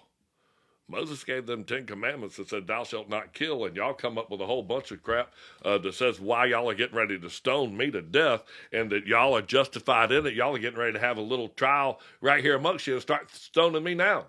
So y'all decided that the law is not just the 10 commandments, it's all this other stuff that you've written, and now y'all are administrating the law. Then here's the funny thing.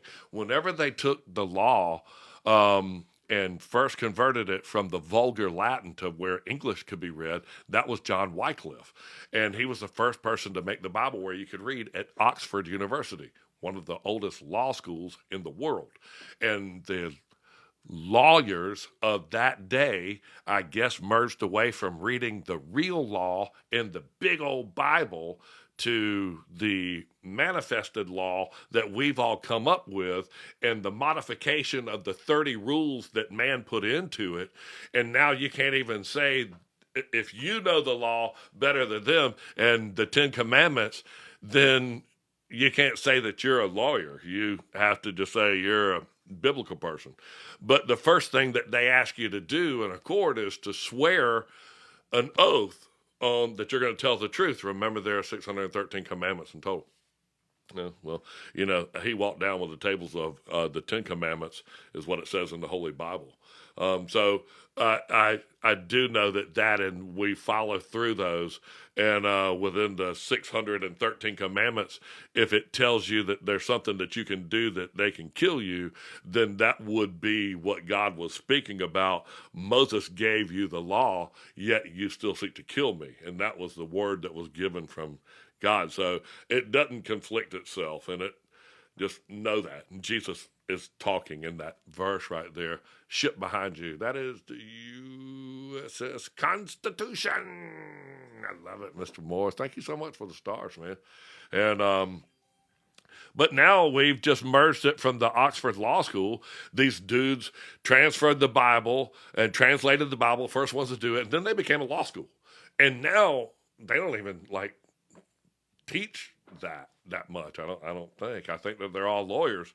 But the first thing they're going to ask you to do is swear an oath. And it says, thou shalt not swear an oath, that you should perform your oath, which makes so much sense to me. When they ask the Pharisees, the priest that were defending Jesus in the book of Nicodemus, we were reading, and they said, swear that this is true. And they said, we're not swear, but, it says swear not an oath. And where can I find the chart that you teach from? It's going to be in my Patreon page. And it said swear not an oath, and it says that. And they said, if we're guilty of what you're accusing us and we lie to you, then we'll suffer your penalty, but we're not going to swear. We're going to perform our oath, and that's what it says to do. So, Reverend Dr. Nathaniel, that is super cool. I tell you one thing that is, I just finished working on this. Let me show you. This one right here, you'll love this chart. Take a picture of that. Dr. Samuel. That one right there, that shows the 7 seals and how they're every 1,000 years. But this one right here, I know you can't see it because it's tiny. Yeah, that's all full of the scriptures and verses and the seals. And that's why we sort of take it apart in pieces and say, hey, we're actually right here. And this was the star that fell. And this was, I got some really cool things in there. That right there. And that's where we are. But see, I don't even know if y'all can see that. That's why it's really good on a PDF, because you can zoom into it, and it's just a really. I put it up on this TV, and first I put it together in my head like this, and then I put it up on a 100-inch TV, and then I stand there and zoom in with my iPad, and I have to look at it that big and make them connect. And connect the dots. That's just how my brain works. And I'm sorry. Some people say, I like the way you teach, and I'm like, okay, well, my brain, I have to take these things and see them in writing. I'm a tangible person. Is the map of time your second favorite? The map of time is probably the second coolest thing. I didn't make that map of time, though, man. That's whatever it is. That's Adam's map of time. I just use that so much. So it literally was on the front of that podium. But I love that's how my brain works. And then I can put it together. And it was so small when I put it together. That's like a size 5 font or something like that. You have to be able to zoom into it. That's why I was going to have a study guide. Thank you so much, Mookie, for that study guide. We're right here, Mookie. We're right here in 2025. And notice as we go through 8 years, and we're 8 years away, you need to know it's the season right now, man. The untimely season when the fig tree cast its figs. Man, I mean, this whole thing is falling apart. Billionaires throwing rocks at each other, and rocket men and the military going into the city of angels. And what did it said? It said the city of angels. He said the city of angels will be free. And I was like, ooh, ooh, ooh, man. The city of angels will be free? Oh, that's just going to be, I don't know what to think about that. Y'all go, that Seven Seals document, they're right there on my Patreon page. And if you go to that, that's you can download all the Book of Enoch, the Acts of Pilate. We were just reading all that. That tells you about the two witnesses. It's right inside there. Oh, so that is a cool book. That I made that book too. Go do that. I want to show you where it is. Go to my bio page, click on my link tree, and then that will pop up. And there is the Enoch. We just read that. There is my website. There's a t-shirt. If you want a trumpet t-shirt, they're $18, man. You got to go get one of those. Super cool. And where is Amazon page is going to be? Right there. Right underneath that. Go to my Amazon links. Patreon page shows a lot of stuff. And I do this on that, you wanted to know, on that Patreon page. This is the Seven Seals document that I was telling you about. It's right there. And that's the first seal. I break it down with all the scriptures and all. That's how my brain works. That is one of the first pages in that Seven Seals document. And then these are all just, you'll love that, man. This is what we're getting ready to start adding in, the little season stuff, this new chart that I had been working on, and it's got the seals, the trumpets, and the bowls right there are the vials, whatever it is. Bowls right there are the vials, whatever it is. We go through all the horses, white horse, red horse, one fish, two fish, red fish, blue fish. Is. And then it clicks right on up to the day. You know, they're linear, man. A day is like 1,000 years, and 1,000 years, it's like a day. Where can I find the Book of Enoch in your top? It is going to be on my Patreon page now. My link tree had a billion things on it, so we put them over into the Patreon page, and the Patreon page is go to my profile and then click on the link tree, and then click on that Patreon button right there. And it will take you to all of these works, these audio books, these antique pictures, and the Seven Seals. There's the Book of Jubilees.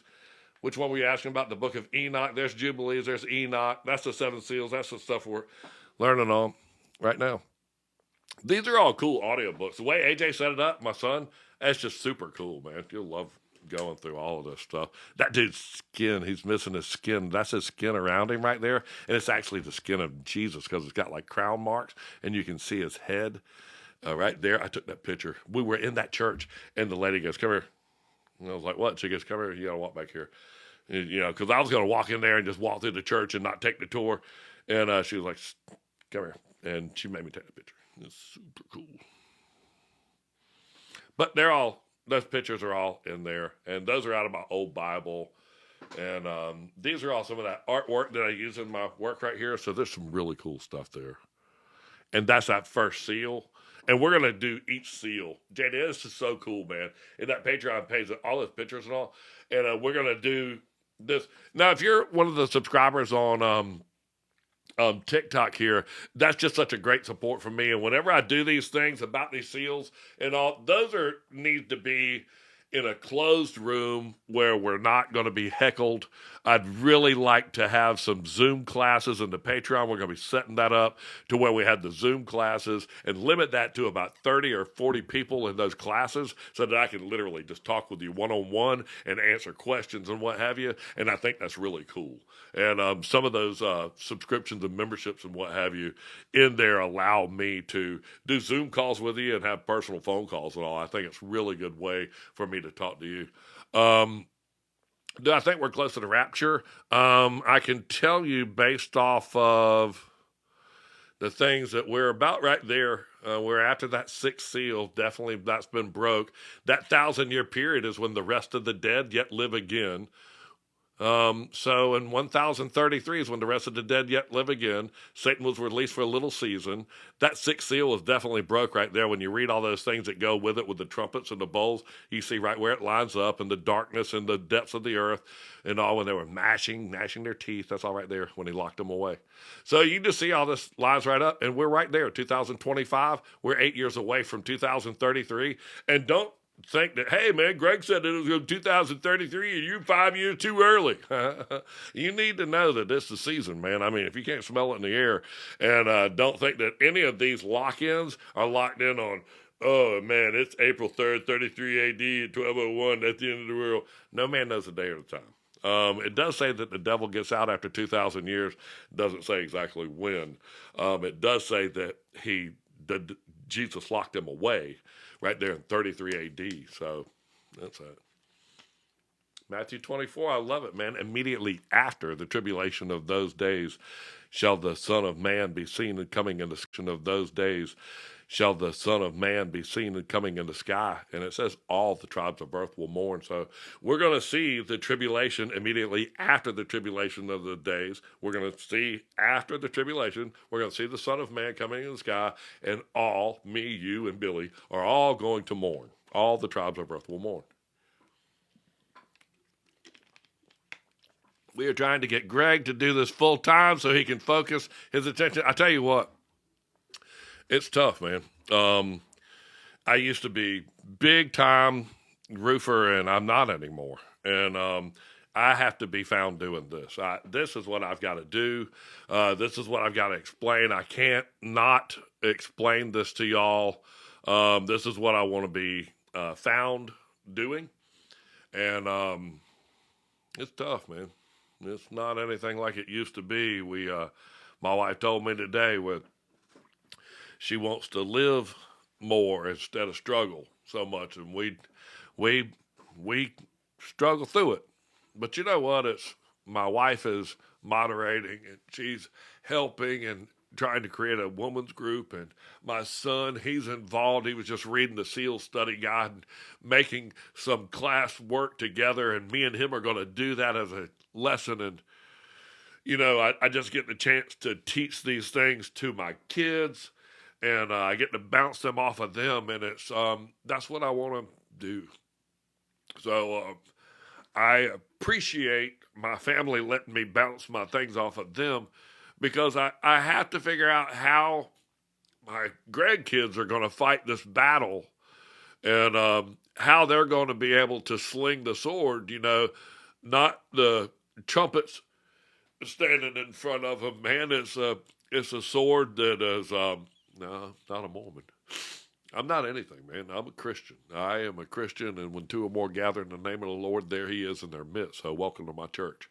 And that's exactly what it is. It's me, you, and him.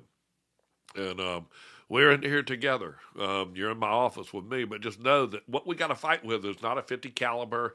It's not some, it's not some wacko preacher that can, it's not some wacko preacher that can sling and call every verse of the Bible and really make, the scriptures come home, and he's going to fight the devil for us, and he's going to know every book and verse in the Bible. Man, it's got to happen from a 5-year-old, man.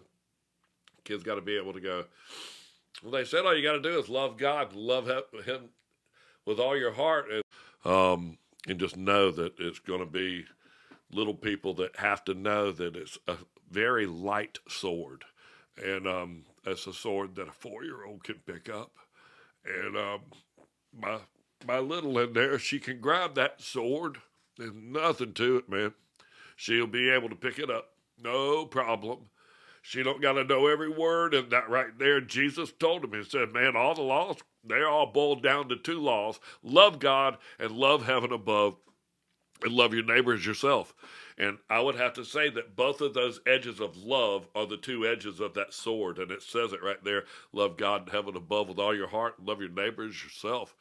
And that's the 2 edges of the sword that we need to teach our children, that, you have to love people, because that's all we're going to be fighting with, man. If you got to know the Bible, or you got to know verses, or I got to know this. You don't got to know nothing, man. You got to know 2 laws, bro. 2. You got to pull it off, man. You got to love that thing that's coming at you, man. You got to love whatever's going to be coming at you. You're going to have to give it a hug. If you don't act like that, man, you're going to lose it. The Techno Tabernacle, man, we are going to do it. And we're getting better and better and bigger. And there's so much support from you guys and the people that are my subscribers on here. Y'all are a great key to support. My new Patreon page has just got people that are starting to subscribe. That we just opened it up. It was such a vault of information that AJ put in there, man. I did not realize that all of my works I had made on my iPad Pro thing. And thank you so much, Spacetime Morph. And he went in and it had not only all my works and finished products, but all of the pieces and parts that I put into those products. And all of the pictures and all of the stuff. And man, he dumped my iPad onto Patreon. He was like, I got this, blah, the trumpets, blah, picture page. So please go there and get all the work that you want. And know that, here's that little letter. I sent this out, screenshot it. And it tells about how we have to make a sword with 2 edges. And I sent that out on my Linktree mailing list. I have to get that at the top of the Linktree page. If you go there and go to my Linktree, at the top of the page right there, it says, give me your email address. And we sent that out to 1,530 people that are my Linktree email address. And I love writing stuff like that. And it was a conversation I was having with By His Fruit. And we were talking about that, and I ended up sending him a copy of that thing. And he has some great stuff. I love listening to him. By His Fruit. He's a sweetheart. I listen to him in the morning when I drink my coffee. And he only has like 9 or so people in the room, man, and I love that guy to death. And I listen to his group. That's where the trumpet hangs out. Understanding. You know what? I love listening to your live streams. AJ puts them on YouTube, and what he does on other than putting on YouTube is you'll notice that now I've been reading one page at a time and I don't take any breaks. That's so AJ can chop those out and you can listen to the audio book version of it. So it doesn't have all this gabbing that I'm doing. It has the audio book version of it. And he chops all the, hey, look, a squirrel type thing that I get. I don't ever relate to a personality more than you. I feel that my thumb is super huge because I'm almost 300 pounds. 250 pounds, and it's hard for me to touch a little triangle. Stop it, it only lasts for a second. Connected too tall. I feel deeply connected to tall. Y'all is what you meant. Too tall. You know what, man? Saul, he was tall. He was head above everybody, head above the shoulders. Never supposed to have a king, man. Never supposed to have a king. And the people said they wanted a king, and he was hiding amongst the stuff. What Bible should we be studying? I'll tell you one thing. You want to do something, go download the Book of Jubilees, man. It's 50 chapters. It's the little Genesis. And that's really cool to read that because the Book of Jubilees, it tells you the whole story and about the covenant that he had with Abraham and the covenant that he has with man. And it tells you how God did everything in 7 days and how that we should respect the 7th day and keep it holy. So just know that I think that's real important, that we should always hallow the Sabbath. And reading the Book of Jubilees just makes me respect that process and knowing it. Who do you identify in the Bible with the most? Who do you identify in the Bible the most? Who do I identify in the Bible the most? Who can I point out that's in the Bible the most is Moses, man. He pops in all the time. And all through the book of Jubilees, he was like going, and we appeared unto Abraham, and we told them this, and we told them that. And he's one of the angels that appeared. He's the one that pops up the most frequently. Who's the guy that I think stands out in my head the most out of all of the biblical stories is Israel or Jacob, because in the 30th second chapter of the Dead Sea Scrolls version of the Book of Jubilees, Jacob, i.e., struggles with God. Let's use the word Israel instead of that, which is exactly what it means. He got told by an angel not to build this place. This is literally in bold letters. It says, do not build this place. Clear as a bell. Hang on, I got it right here. It's the same place that Jesus walked up and was like going, hey, destroy this.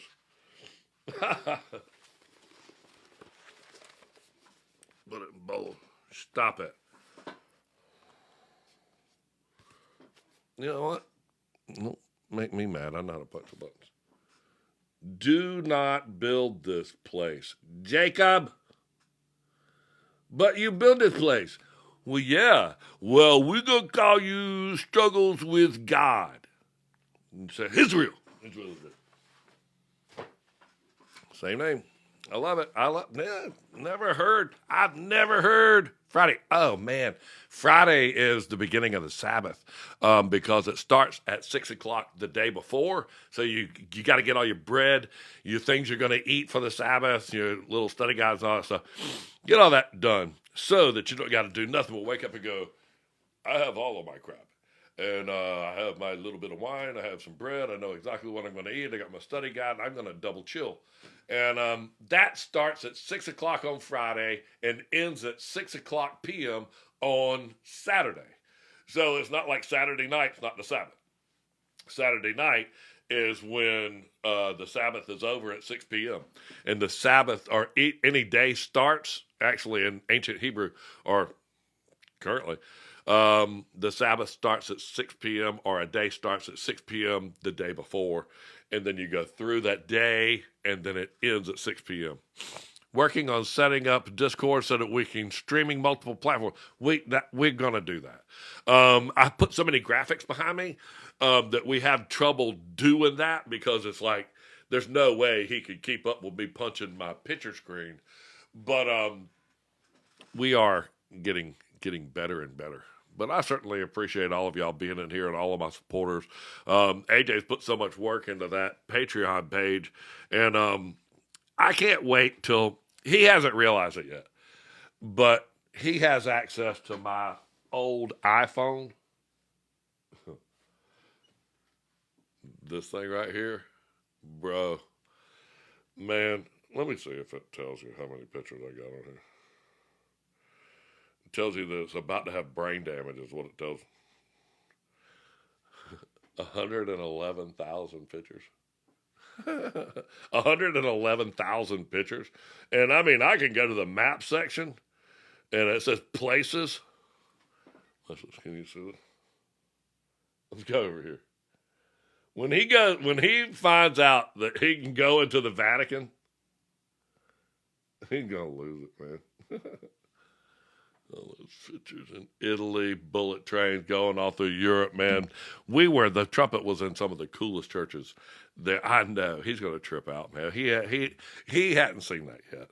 And that was me and Gigi going all through Europe and all over the place. And anytime I went somewhere, man, like through Pompeii and through all of the places that we went, Noah's Ark, when we went to that exhibit, just some of the things that we saw. So cool. What app? Patreon is where he's going to be putting all that stuff up. It is so cool. Thank you so much. Eloquent Dance, Queen Pepper Freedom. You know what? I say some of these names. And there was a guy, his name was Beer Run Bus. And I thought it was Barabbas. But, yeah, it's because my head was in the right place. And it was in the right place. But you know what? I've been on here for 2 hours, and I love y'all so much. We've got so much more work to do. I'm going to take Thursday night off, and this week we've got a great class with Jubilees coming up. And then I'm going to tell you something. AJ's going to start posting those classes on the Patreon, and it is literally getting ready to just fire off. All of my pictures he's going to start uploading into that, which he already has a bunch of them on there. If you haven't yet, go to my link tree. Go to right there on my bio page. Go to my link tree, and then you can click on that right there, that Patreon, and that's going to take you to all of the me hand making these Bibles. A lot of the content and pictures that you're just going to fall in love with. You got to see some of these pictures in art. The audio books that I have on there, Book of the Giants, these are all so cool. And then these right here, that's the 7 seals. AJ's right there in the middle of the 7 seals, and we're pulling that apart. We're doing 7 courses on it, and I believe we're shooting the first 2 of them tomorrow, so he'll have them up on there. And then we're going to start integrating some of these as we talk in those, and you'll see who the first seal, who has the bow, the crowns, the white horses, and all of that stuff, man. You know I love y'all. I really do. And I'm so glad. You know what? Where's Arlo? We got to have him one time. I don't think he likes the lights. We asked if I asked Jill. I said, he won't stay on my shoulder for 2 seconds. Where you at? Oh, he's right there, sleeping. Hamburger, pizza, Dad, I sheep. Peaches, Dad, peaches. I do, Dad. I bet sheep on. Oh, I fall asleep. Oh. Oh, they love to see you, love Daddy. Oh, don't run away. He normally will stay up there. I think just sitting there looking at the ring lights when I turn all this stuff on, he normally loves to stay on my shoulder. But see, he won't look up at them lights. I think that's what it is. I think they bother his lights. But when we go down the road and drive, Arlo, he runs right down my arm.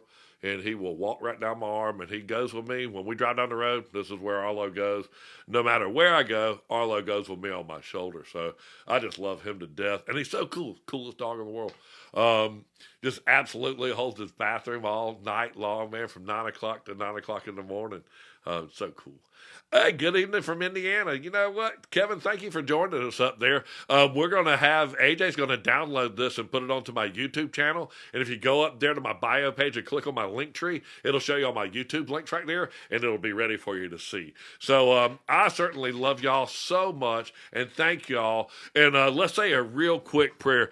Dear Lord Jesus, please fill our bodies and our minds with nothing but your pure thoughts, Lord Jesus, and help us teach other people so that those words are on our mouth and in our lips, or in our mouth and on our lips, Lord Jesus. Please let us see this world through your eyes, and please let us hear this world through your ears.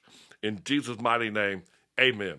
I always pray that, and I always pray to be found alive when Jesus returned and to be found working in him. So I hope that y'all are all doing the same thing. Go tell somebody some of these cool stories, and tell them what you know, and hopefully in the day of the return, you're right in the middle of one of those stories, and faithful and glorious is he that is found working when his master returns. So, bam! I love all y'all, and in Jesus' name, y'all have a blessed day. Push the button.